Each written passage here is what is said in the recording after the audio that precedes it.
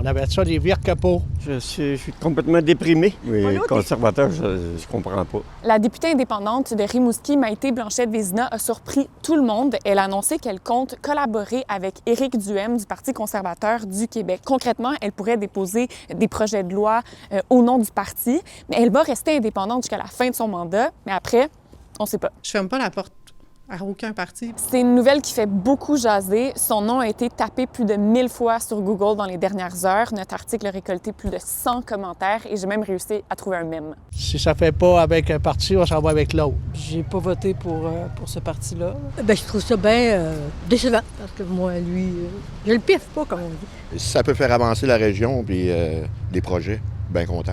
Elle a été élue comme représentante d'une idéologie politique. Elle est toujours notre élue, sauf que là, elle glisse vers d'autres idéologies. Je suis perplexe. Le recul du poids des régions à l'Assemblée nationale est une des raisons qui ont poussé la députée à quitter la coalition Avenir Québec en septembre. Mais il faut dire aussi que François Legault l'avait exclue de son Conseil des ministres. Ça nous prend un traitement choc.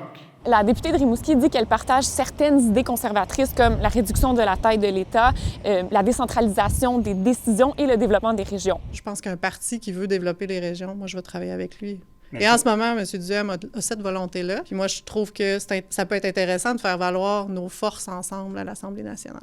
Le chef conservateur, lui, a dit que Maïté Blanchette-Vézina pourrait lui ouvrir les portes de l'Assemblée nationale. Il rappelle qu'il y a plus d'un demi-million de Québécois qui ont voté pour son parti, mais en raison du mode de scrutin actuel, le Parti conservateur a aucun député à l'Assemblée nationale. Par contre, pour l'instant, Éric Duhem dit qu'il n'y a pas vraiment d'avantage à ce qu'elle porte les couleurs de son parti d'ici la fin de son mandat.